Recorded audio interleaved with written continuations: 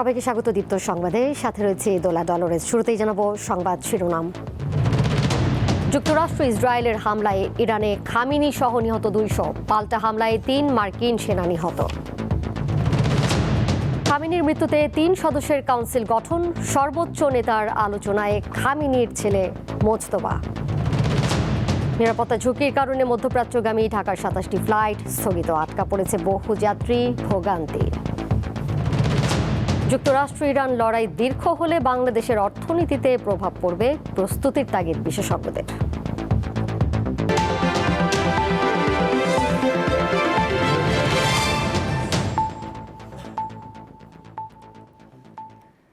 ইরানে যুক্তরাষ্ট্র এবং ইসরায়েলের যৌথ অভিযানের দ্বিতীয় দিনেও হামলা অব্যাহত রয়েছে। জবাবে মধ্যপ্রাচ্যের মার্কিন স্থাপনা ও সামরিক বাহিনী লক্ষ্য করে হামলা চালাচ্ছে তেহরান। এতে করে মধ্যপ্রাচ্যে 3 মার্কিন সেনা, 1 বাংলাদেশি সহ 3 প্রবাসী ও ইসরায়েলের 9 জন নিহত হয়েছে বলে জানা গেছে। অন্যদিকে ইরানে ইসরায়েলের হামলায় নিহতের সংখ্যা বেড়ে 201 জনে দাঁড়িয়েছে। শনিবার ভোরে ইরানে অতর্কিত যৌথ হামলা চালায় যুক্তরাষ্ট্র ও ইসরায়েল। হামলায় দেশটির সর্বোচ্চ নেতা আয়াতুল্লাহ আলী খামেনি তেহরানে নিজ কার্যালয়ে নিহত হন। একই সাথে খামেনির মেয়ে, জামাতা ও নাতনি প্রাণ হারিয়েছেন। নিহতের তালিকায় আছেন দেশটির প্রতিরক্ষা মন্ত্রী ও সেনাপ্রধান সহ 40 শীর্ষ কর্মকর্তা। খামেনির মৃত্যুর খবর জানিয়ে ইরান 40 দিনের রাষ্ট্রীয় শোক এবং 7 দিনের সরকারি ছুটি ঘোষণা করেছে। খামেনি নিহত হওয়ায় দেশটিতে শোকের ছায়া নেমে এসেছে। প্রতিশোধের ঘোষণা জানিয়েছে ইসলামী বিপ্লবী গার্ড বাহিনী। খামেনির মৃত্যুতে সংবিধান অনুযায়ী আইনবিদ আলী রেজা, প্রেসিডেন্ট পেজেশকিয়ান ও সুপ্রিম কোর্টের প্রধান বিচারপতি গোলাম হোসেইনকে নিয়ে একটি লিডারশিপ কাউন্সিল গঠন করেছে ইরান। নতুন সর্বোচ্চ নেতা নির্বাচিত হওয়ার আগ পর্যন্ত এই কাউন্সিল সে পদের দায়িত্ব পালন করবে। এদিকে ইরানে যুক্তরাষ্ট্র এবং ইসরায়েলের যৌথ হামলার দ্বিতীয় দিনেও রাজধানী তেহরানের বিভিন্ন এলাকায় ক্ষেপণাস্ত্র ও বিমান হামলা হয়েছে। তেহরানের বিভিন্ন এলাকা, বিশেষ করে সাইয়েদ খানদান, কাসর চত্বর, ভানাক স্কয়ার এবং মোতাহারি স্ট্রিট এলাকার আশেপাশে ভয়াবহ বিস্ফোরণের শব্দও পাওয়া গেছে। শনিবার যৌথ অভিযানে ইরানে 1200টির বেশি বোমা হামলা করা হয়েছে। এই হামলা অব্যাহত রাখার ঘোষণা দিয়েছেন যুক্তরাষ্ট্রের প্রেসিডেন্ট ডোনাল্ড ট্রাম্প। দেশ জুড়ে ভয়াবহ হামলা ও সর্বোচ্চ নেতা আয়াতুল্লাহ আলী খামেনিকে হত্যার জবাবে সংযুক্ত আরব আমিরাতের দুবাই, কাতার, সৌদি আরব ও ইসরায়েলের তেল আবিবে যুক্তরাষ্ট্রের সামরিক ঘাঁটিতে হামলা অব্যাহত রেখেছে ইরান। তেল আবিবে একাধিক বিস্ফোরণের খবর পাওয়া গেছে। ইসরায়েল ও যুক্তরাষ্ট্রের যৌথ হামলার কারণে ইরানের বেশিরভাগ প্রদেশ ব্যাপক ক্ষয়ক্ষতির শিকার হয়েছে। দক্ষিণাঞ্চলের একটি স্কুলে 1.5 শতাধিক শিক্ষার্থী প্রাণ হারিয়েছে। ইশরাত সুমা, দীপ্ত বার্তা কক্ষ।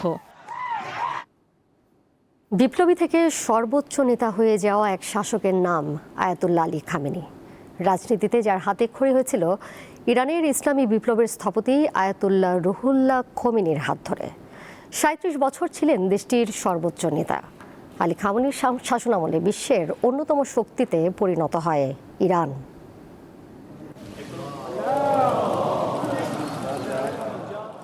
ইরানের উত্তর পূর্বাঞ্চলের মাশহাদ শহরে 1939 সালে জন্ম নেন আয়াতুল্লাহ আলী খামেনি। তার বাবা ছিলেন একজন আলেম ও জাতিগতভাবে আজেরি। প্রথাগত উচ্চশিক্ষা শেষ না করে খামেনি ধর্মতাত্ত্বিক শিক্ষায় মনোনিবেশ করেন। মাত্র 4 বছর বয়সে শুরু করেন কোরআন শিক্ষা। কমে অবস্থানকালে ঘনিষ্ঠ হন ইরানের ইসলামী বিপ্লবের নেতা আয়াতুল্লাহ রুহুল্লাহ খোমেনির সাথে। 1962 সালে খোমেনির নেতৃত্বে যোগ দেন সরকার বিরোধী আন্দোলনে। 1953 সালের অভ্যুত্থানে প্রধানমন্ত্রী মোহাম্মদ মোসাদ্দেক ক্ষমতাচ্যুত হওয়ার পর শাহের শাসন দৃঢ় হয়। সে সময় রাজনৈতিক কর্মী হিসাবে খামেনি একাধিকবার গ্রেপ্তার ও নির্বাসিত হন। 1978 সালের গণ আন্দোলনে সক্রিয় অংশগ্রহণের মধ্য দিয়ে পাহলভি শাসনের পতনে ভূমিকা রাখেন তিনি। 1979 সালে ইরানের ইসলামী বিপ্লবের পর আয়াতুল্লাহ আলী খামেনি দেশটির উপ প্রতিরক্ষা মন্ত্রী হন। ইরানের অভিজাত বাহিনী ইসলামী বিপ্লবী গার্ড IRGC গড়ে তুলতে খামেনি গুরুত্বপূর্ণ ভূমিকা রাখেন। 1981 সালে বিরোধী সংগঠন মুজাহিদিন খালেকের হামলায় খামেনি আহত হন এবং তার ডান হাত আংশিকভাবে অকার্যকর হয়ে পড়ে। একই বছর ইরানের প্রথম আলেম হিসেবে প্রেসিডেন্ট নির্বাচিত হন তিনি। 1989 সালে আয়াতুল্লাহ রুহুল্লাহর মৃত্যুর পর ইরানের হাল ধরেন আলী খামেনি। তাকে সর্বোচ্চ ধর্মীয় নেতা নির্বাচিত করতে সংশোধন করা হয় সংবিধান। আলী খামেনির নেতৃত্বে ইরানের সামরিক ও আধা সামরিক কাঠামো অনন্য উচ্চতায় পৌঁছায়। তার নেতৃত্বেই বিশ্বের অন্যতম শক্তি হিসেবে উত্থান হয় ইরানের। চালিয়ে যান পরমাণু কর্মসূচি, যা যুক্তরাষ্ট্র ও তার মিত্রদের মাথা ব্যথার কারণ হয়ে দাঁড়ায়। পশ্চিমাদের চাপ ও কঠোর নিষেধাজ্ঞায় কখনো মাথা নত করেননি ইরানের সর্বোচ্চ নেতা আয়াতুল্লাহ আলী খামেনি। আশরাফ শুভ, দীপ্ত, বার্তা কক্ষ। কে হচ্ছেন ইরানের পরবর্তী সর্বোচ্চ নেতা? যুদ্ধের মধ্যেও চলছে এই আলোচনা। এর মধ্যে আছেন আয়াতুল্লাহ আলী খামেনির দ্বিতীয় ছেলে মোজতবা খামেনি ও অ্যাসেম্বলি অফ এক্সপার্টসের deputy chairman Ali Reza Arafi. আলোচনায় আছেন কয়েকজন কট্টরপন্থী আলেম। তবে সবকিছু নির্ভর করছে যুদ্ধ কোন দিকে যায় তার উপর।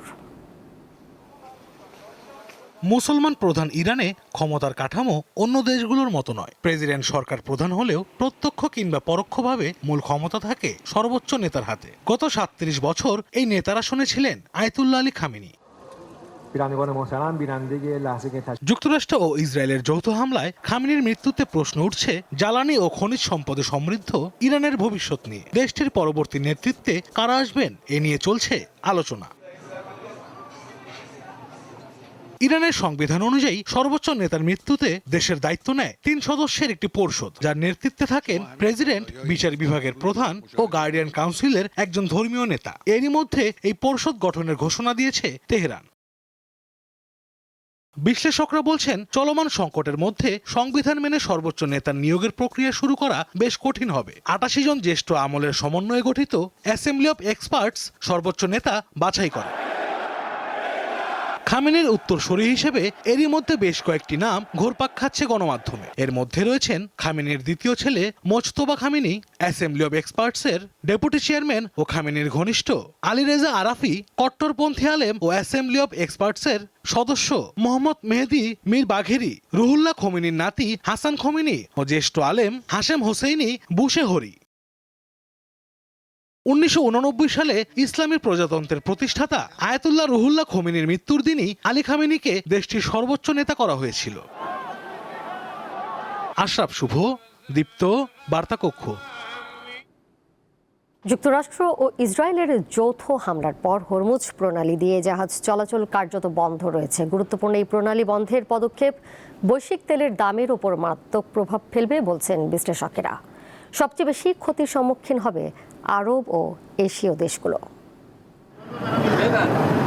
শনিবার যুক্তরাষ্ট্র ও ইসরায়েলের যৌথ হামলা এবং সর্বোচ্চ নেতা আয়াতুল্লাহ আলী খামেনির হত্যার জবাবে তেল পরিবহনের অন্যতম গুরুত্বপূর্ণ সামুদ্রিক পথ হরমুজ প্রণালী বন্ধ করে দিয়েছে ইরান। হরমুজ প্রণালী পারস্য উপসাগরে যাওয়ার একমাত্র পথ। এর এক পাশে ইরান, অন্য পাশে ওমান ও সংযুক্ত আরব আমিরাত। সৌর সামুদ্রিক এই পথটি ওমান উপসাগর এবং আরব সাগরকে যুক্ত করেছে। উপসাগরীয় অঞ্চলের উৎপাদনকারীদের জন্য তেল রপ্তানির পথ হল হরমুজ প্রণালী।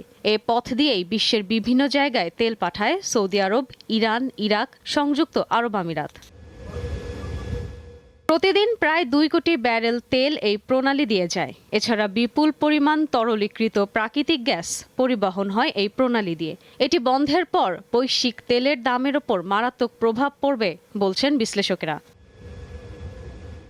রোববার সকালে অপরিশোধিত তেলের দাম ছিল ব্যারেল প্রতি প্রায় $73। বিশেষজ্ঞদের শঙ্কা, হরমুজ প্রণালী অবরোধের কারণে তেলের দাম ব্যারেল প্রতি $100 ছাড়াতে পারে। এতে এশিয়া, ইউরোপ ও যুক্তরাষ্ট্রে জ্বালানি সংক্রান্ত শিল্প ও পরিবহন খাতে বড় ধরনের প্রভাব পড়বে। বিশ্লেষক সংস্থা ভোরটেক্সার গবেষণায় দেখা গেছে, এই প্রণালী ব্যবহার করে যে দেশগুলো অপরিশোধিত তেল আমদানি করে তাদের মধ্যে শীর্ষস্থানীয় হল চীন, ভারত, জাপান এবং দক্ষিণ কোরিয়া। এই পরিস্থিতিতে হরমুজ প্রণালী বন্ধ হলে আরব ও এশীয় দেশগুলো যুক্তরাষ্ট্র বা ইউরোপীয় শক্তির চেয়ে বেশি পরিমাণে ক্ষতির মুখে পড়বে। এদিকে হরমুজ প্রণালীতে পালাউয়ের পতাকাবাহী স্কাইলাইট নামের একটি তেলবাহী ট্যাংকারে হামলার ঘটনা ঘটেছে। এতে 4 জন আহত হয়েছে বলে জানিয়েছে ওমানের সমুদ্র বিষয়ক নিরাপত্তা কেন্দ্র। এছাড়া হরমুজ প্রণালীর উভয় পাশে আটকা পড়েছে বহু জাহাজ। ইশরাত সুমা, দীপ্ত বার্তা কক্ষ। নিরাপত্তা ঝুঁকির কারণে ঢাকা থেকে রবিবার মধ্যপ্রাচ্যগামী 27টি ফ্লাইট স্থগিত করে বেসরকারি বিমান চলাচল কর্তৃপক্ষ। ফলে আটকা পড়েন বহু যাত্রী। মধ্যপ্রাচ্যের পরিস্থিতি নিরাপদ হলে ফ্লাইট চলাচল স্বাভাবিক হবে বলে জানিয়েছেন প্রবাসী কল্যাণ ও বৈদেশিক কর্মসংস্থান মন্ত্রী আরিফুল হক চৌধুরী। যুক্তরাষ্ট্র ও ইসরায়েল শনিবার ভোরে যৌথভাবে আচমকা ইরানে হামলা চালায়। এর জবাবে বাহরাইন, কাতার, কুয়েত, সৌদি আরব ও সংযুক্ত আরব আমিরাত সহ মধ্যপ্রাচ্য জুড়ে যুক্তরাষ্ট্রের বিভিন্ন ঘাঁটি ও ইসরায়েলে হামলা চালাচ্ছে ইরান। ছোড়া হচ্ছে ক্ষেপণাস্ত্র। এই অবস্থায় তাৎক্ষণিকভাবে বাংলাদেশ সহ বিভিন্ন দেশ মধ্যপ্রাচ্যগামী ফ্লাইট স্থগিত করে। এ কারণে ঢাকার হযরত শাহজালাল বিমানবন্দরে আটকা পড়েন অনেক যাত্রী। অপেক্ষা করেন ঘন্টার পর ঘন্টা। ওখানে আমি ফোন দেওয়ার আগে আমারে ভয়েস করছে যে আপনি কেন টেনশন করবেন না, এখন এমনি এমনি মানে কাতারে যুদ্ধ চলতেছে, সাময়িকভাবে ফ্লাইট বন্ধ আছে। আচ্ছা 2 দিন ধরে মানে আমরা তারা দিতে আজকে অন পর্যন্ত এটা ক্যান্সেল হয়ে গেছে। অনে বলছে বাড়িতে যাও বা কোনো নির্ধারিত না, এটা কবে এটা হয়। অনেকের ভিসার মেয়াদ শেষ পর্যায়ে, তাই নির্দিষ্ট সময় যেতে হবে গন্তব্যে। ফলে অনিশ্চয়তায় পড়েন কেউ কেউ। ফ্লাইট আমি শুনছি আমাদের ফ্লাইট বন্ধ, কিন্তু তারপরে আমরা এই যে হটলাইনে ফোন দিই, ওখানে কোনো রেসপন্স পাই না। এই কারণে আমরা বাধ্য করে এয়ারপোর্ট আসা হয়েছে। এয়ারলাইন্স থেকে আমাদের বলছে যে এটা না হলে আমরা আর কি বিকল্পভাবে ব্যবস্থা করব, তাই বলছে।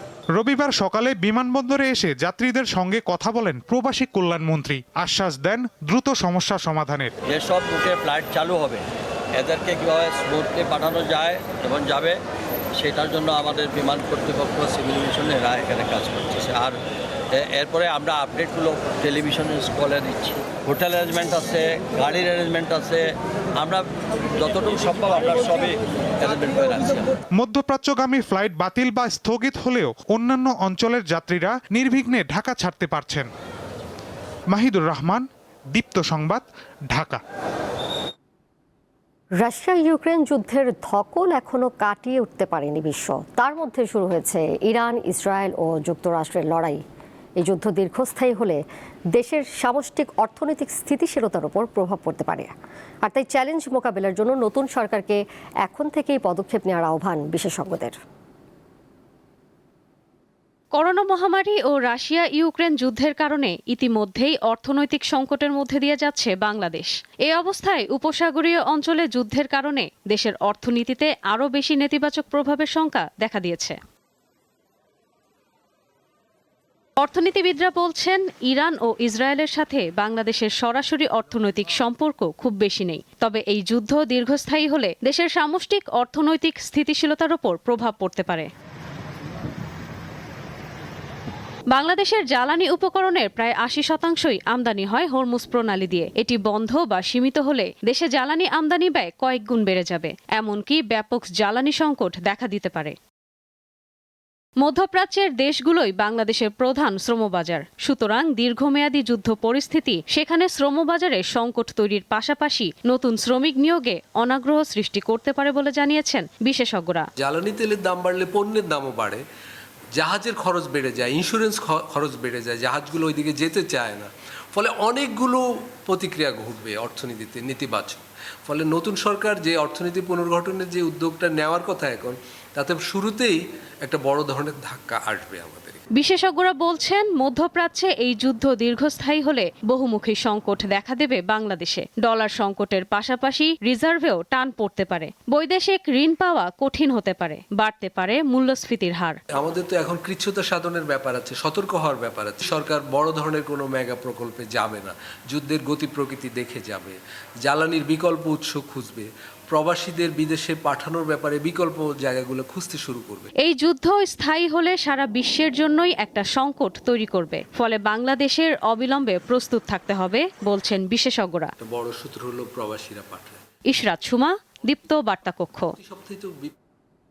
বাহরাইন, ইরাক, জর্ডান, কুয়েত, কাতার, সৌদি আরব এবং সংযুক্ত আরব আমিরাত সহ ওই অঞ্চলের কিছু দেশের সার্বভৌমত্ব লঙ্ঘনের নিন্দা জানিয়েছে বাংলাদেশ।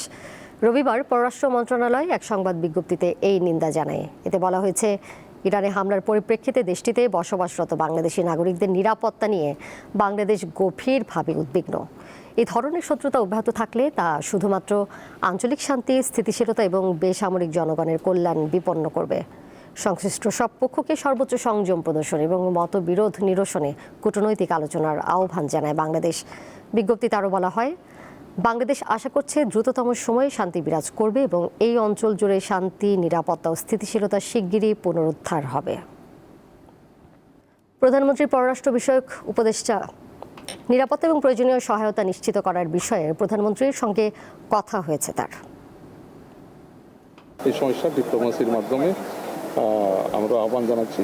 ইন্টারন্যাশনাল কমিউনিটির মধ্যে আমরা একটা অংশীদার হিসাবে বাংলাদেশ একটা গুরুত্বপূর্ণ দেশ এখন জিওপলিটিক্যালি, এবং আমাদের অনেক লোকজন মধ্যপ্রাচ্যে কর্মস্থলগুলো তাদের অনেক কর্মসংস্থান আছে। এখানে মেইনলি হচ্ছে আমাদের সিটিজেনদের সিকিউরিটি প্রাধান্য দেওয়া এবং তাদেরকে সহায়তা করা যাতে তারা কোনো ডিস্ট্রেস ফেস না করে, এবং যারা আমাদের স্ট্যান্ডার্ড প্যাসেঞ্জার আছে এখানে আমরা সহায়তা দিচ্ছি। এবারে আরএফএল ওয়ার্ড্রোব ঈদ বাজার।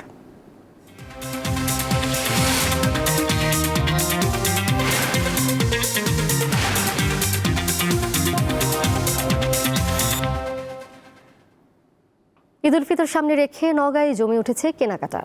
জামা কাপড়ের পাশাপাশি জুতা ও কসমেটিক্সের দোকানেও লেগে থাকছে ভিড়, তবে দাম আগের বছরের তুলনায় বেশি বলে জানান ক্রেতারা। নতুন পোশাক ছাড়া ঈদ যেন অপূর্ণ থেকে যায়, তাই দুর্মূল্যের এই বাজারে সাধারণ মানুষের আয় না বাড়লেও আপনজনের চাহিদা পূরণে চেষ্টা থাকে সবার। প্রথম দিকে দোকানে ক্রেতাদের ভিড় তেমন না থাকলেও এখন চিত্র ভিন্ন রকম। এখন না কিনলেও উপায় নাই, এখন কিনতে হবে, বাচ্চা কাচ্চা আছে, পরিবার আছে। জামা দেখতেছি এখানে অনেক রকমের ধরনের জামা আছে, দাম বাড়লে তো আমাদের আয় বাড়ে। জামা কাপড় থেকে শুরু করে জুতা, কসমেটিক্স ও অন্যান্য পণ্যের চাহিদা বাড়তি বলে জানান ক্রেতারা। মেয়েদের লেহেঙ্গা, গাউন, ছোটদের সুতির তৈরি পোশাক ও বড়দের পাঞ্জাবির চাহিদা বেশি। লেহেঙ্গা গ্রাউন্ডটা বেশি যাচ্ছে, আজকে থেকে মোটামুটি ভালো বিক্রি শুরু হয়েছে। মানে বাচ্চাদের কসমেটিক, বিভিন্ন খেলার আইটেম এগুলো বিক্রি হইতেছে। এবার ঈদে আপনার জর্জেট কাপড়ের পাশাপাশি সুতি কাপড়গুলোর চাহিদা বেশি, তবে পাকিস্তানের থ্রি পিসগুলোর চাহিদা সবচেয়ে বেশি। ঈদের কেনাকাটা নির্বিঘ্ন করার পাশাপাশি ব্যবসায়ীদের নিরাপত্তা নিশ্চিতে সতর্ক রয়েছে আইন শৃঙ্খলা রক্ষাকারী বাহিনী। আমরা মার্কেট কেন্দ্রিক 3 স্তরের নিরাপত্তা ব্যবস্থা গ্রহণ করছি। একটা হচ্ছে যে বড় বড় যে মার্কেটগুলো, সেখানে আমাদের ফিক্সড ফোর্স থাকছে এবং এর বাইরে আমাদের মোবাইল পার্টিগুলো শহরে প্রদক্ষিণ করছে। গত বছরের তুলনায় এবার বেচাকেনা বেশি হবে বলে প্রত্যাশা নওগাঁর ব্যবসায়ীদের। সাদিয়া চৌধুরী, দীপ্ত, বার্তাকক্ষ। রমজানের পর স্থানীয় সরকার নির্বাচন অনুষ্ঠিত হবে বলে মনে করেন নির্বাচন কমিশনার আব্দুর রহমান এল মাসুদ। রবিবার নির্বাচন কমিশন বিটে কর্মরত সাংবাদিকদের সংগঠন reporters for election and democracy RFEDর কার্যনির্বাহী কমিটির নির্বাচন উপলক্ষে নির্বাচন ভবনের মিডিয়া সেন্টারে আয়োজিত অনুষ্ঠানে তিনি এই কথা জানান। ইসি কমিশনার বলেন, নির্বাচন কমিশনের কোনো অবসর নেই। সংসদ নির্বাচন ও রাষ্ট্রপতি নির্বাচন ছাড়াও অনেক স্থানীয় নির্বাচন আছে, তা আয়োজন করতে হয়। সারা বছর ধরে ধাপে ধাপে এসব নির্বাচন অনুষ্ঠিত হবে।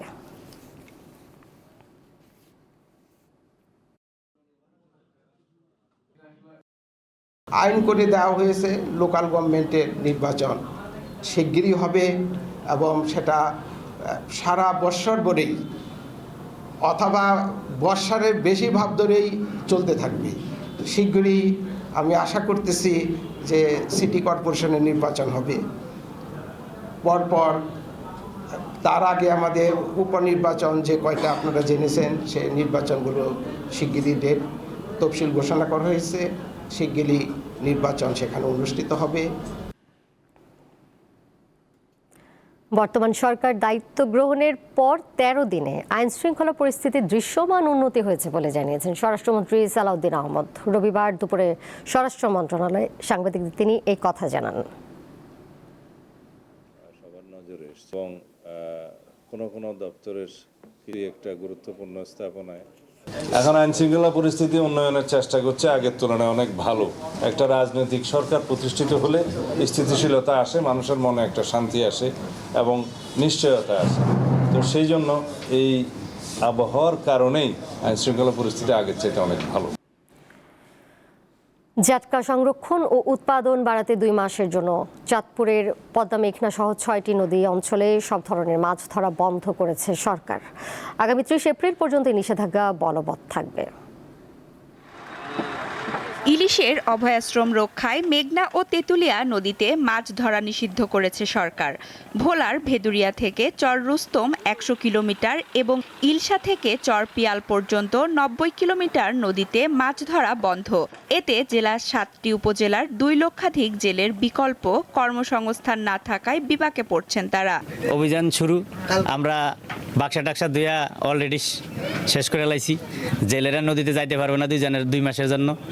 এতে সরকার যদি এটার ভুরুক্ষ নেয় যে 2 মাস প্রাকৃত জেলে যারা, তাদেরকে যদি কোনো সহযোগিতা বা কোনো চাল ডাল ব্যবস্থা করে, তাহলে জেলেরা নদীতে যাইবে না। আমরা জাল টাল এর আগে উড়ে লাইছি, এখন আমরা অভিযান ঠিকমতো পালন করুম, আমরা নৌকা টোকা সব উড়ে লাইছি। এখন মনে করেন এই 2 মাস আমরা গাঙে যাবো না। 2 মাস সরকার অভিযান দিয়েছে, 2 মাস সরকার অভিযান আমরা পালন করুম। এখন যদি আমরা মনে করেন সরকারি কিছু অনুদান পাই, আমরা খাইতে পারুম, হয়তো আমরা কিস্তি ঠিকমতো দিতে পারুম, নইলে আমরা কিভাবে দিব।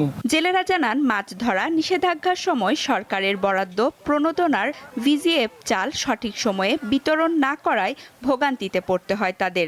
এছাড়া প্রকৃত অনেক জেলে সরকারের সুবিধা থেকে বঞ্চিত হয় বলে অভিযোগ করেন তারা। সরকারের অভিযান দিছে, আমাদের অভিযান দিছে, আমরা তো সরকারের অভিযান মানি। এই যে সরকারের যে অভিযানে চাইলপাত দেয়, এটি আমরা পাই না। অটো রিক্সাওয়ালারা, দোকানদারেরা, ভালো ভালো মানুষে পায়, আমরা পাই না। অপরদিকে লক্ষ্মীপুরেও সব রকমের ইলিশ সংরক্ষণ, আহরণ, পরিবহন, বাজারজাতকরণ ও মজুতকরণ নিষিদ্ধ রয়েছে। মৎস্য বিভাগ জানিয়েছেন নিষেধাজ্ঞার এই সময়ে নিবন্ধিত 1,68,000 জেলের মধ্যে 90,213 জন জেলেকে প্রতি মাসে 40 কেজি চাল দেওয়া হবে। এছাড়া 13,600 জেলেকে ইলিশ সম্পদ উন্নয়ন প্রকল্পের মাধ্যমে বিশেষ খাদ্য সহায়তা দেওয়ার কথা জানান এই কর্মকর্তা। সরকার এই কার্যক্রমকে সফল করার জন্য ইতিমধ্যে জেলেদের জন্য ইলিশ সম্পদ উন্নয়ন ব্যবস্থাপনা প্রকল্পের আওতায় এই প্রথম পাইলট আকারে এই ভোলা জেলায় একেবারে অসহায় এবং দরিদ্র 13,600 জেলেকে বিশেষ খাদ্য সহায়তা দিবে। পাশাপাশি মৎস্য অধিদপ্তরের আরেকটা কার্যক্রম আছে, সেই কার্যক্রম হলো ইলিশ সংরক্ষণ, জাটকা সংরক্ষণ কার্যক্রম। সেই কার্যক্রমের আওতায় ফেব্রুয়ারি থেকে মে পর্যন্ত 4 মাসব্যাপী প্রত্যেক মাসে 40 কেজি হারে চাল পাবে। নিবন্ধিতদের পাশাপাশি অনিবন্ধিত জেলেদেরও সহায়তার দাবি জানান মৎস্যজীবীরা। সঞ্জিদা স্নিগ্ধা, দীপ্ত, বার্তা কক্ষ। এবারে অমর একুশে বইমেলা প্রসঙ্গ।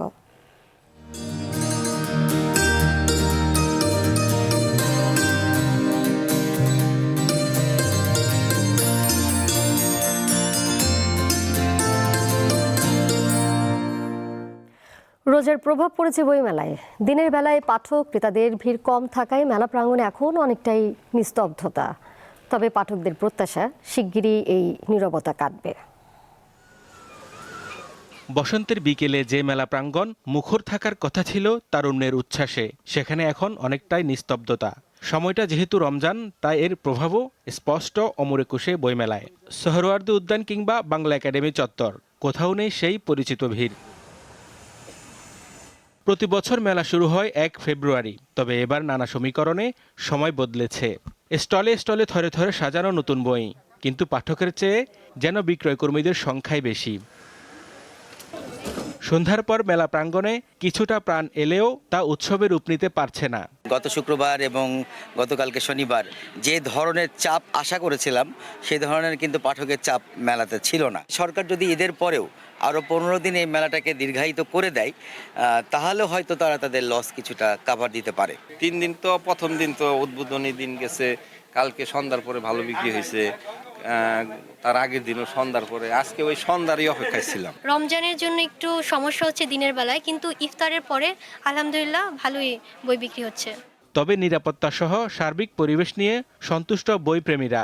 এবার আগের মতো জাঁকজমকপূর্ণ না হলেও শান্ত পরিবেশে মনে হচ্ছে যে নিরিবিলি একটা অবস্থা, বই কিনতে সুবিধা হবে। যেহেতু রোজার মাসে মেলাটা শুরু হয়েছে, গতবারের তুলনায় এবার খুব কম ভিড় আর কি। রোজার মাস বিধায় সেই উৎসবটা একটু হলেও কম মনে হচ্ছে। গ্রন্থানুরাগীদের আশা দিন গড়ানোর সাথে সাথে মেলা ফিরে পাবে তার চিরচেনা চেহারা। হেদায়েতুল্লাহ সীমান্ত, দীপ্ত সংবাদ, ঢাকা।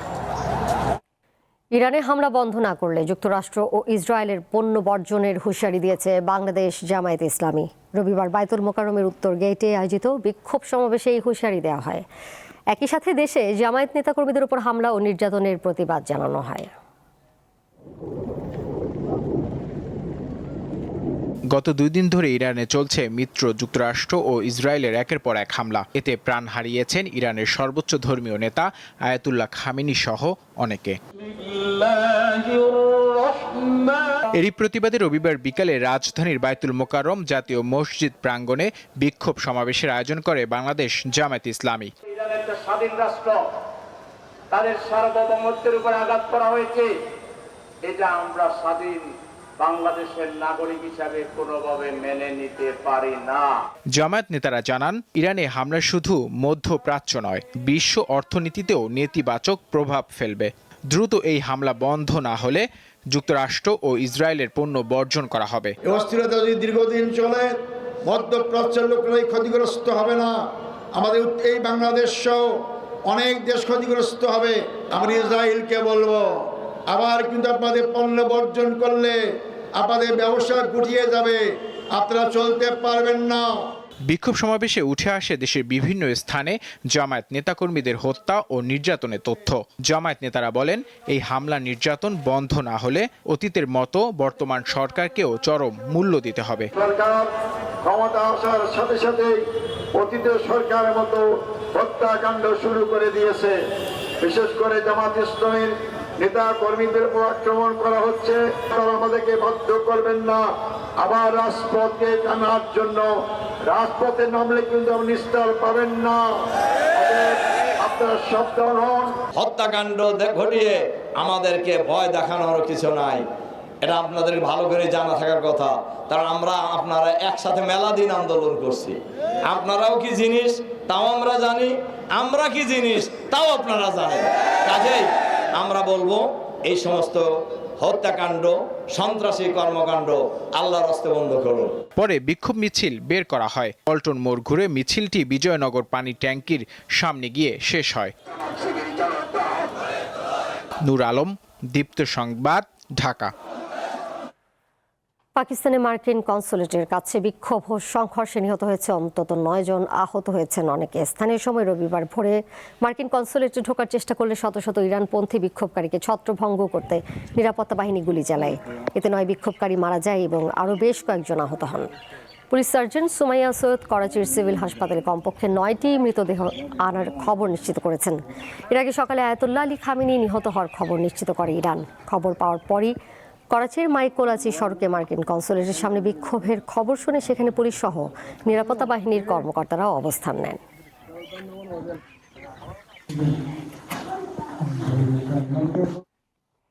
খেলার খবর। অস্ট্রেলিয়ায় শুরু হয়েছে নারী এশিয়ান কাপ ফুটবল। রবিবার ম্যাচে ফিলিপাইনে 1-0 গোলে হারিয়েছে অস্ট্রেলিয়া। এদিকে সিডনির ওয়েস্টার্ন স্টেডিয়ামে মঙ্গলবার ঐতিহাসিক এক ম্যাচে মাঠে নামবে বাংলাদেশ নারী ফুটবল দল। এশিয়ান কাপের চূড়ান্ত পর্বে এটি বাংলাদেশের প্রথম ম্যাচ। 9 বারের এশিয়ান কাপ চ্যাম্পিয়ন চীনের মুখোমুখি হওয়ার আগে সিডনির জুবিলি স্টেডিয়ামে রবিবার সকালে নিবিড় অনুশীলন করেন মারিয়া মনিকারা। এই মঞ্চে ভালো কিছু করতে পারলে বাংলাদেশের মেয়েদের সামনে বিশ্ব ফুটবলের দরজা খুলে যাবে বলে মনে করেন দলের গোলকিপার কোচ মাসুদ আহমেদ।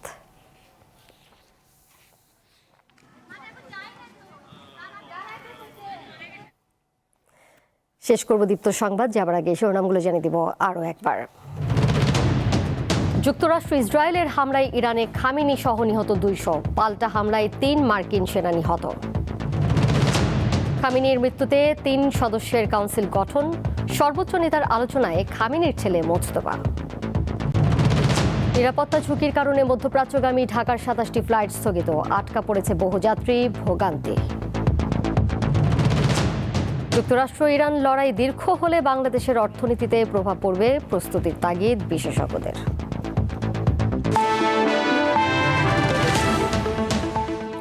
এই ছিল এখনকার মতো। এর সাথে বিদায় নিচ্ছি আমি দোলা টলরেস। আর তথ্য এবং বিনোদনের নানা খবর জানতে যুক্ত থাকুন দীপ্ত ডিজিটাল প্ল্যাটফর্মে। ধন্যবাদ সবাইকে।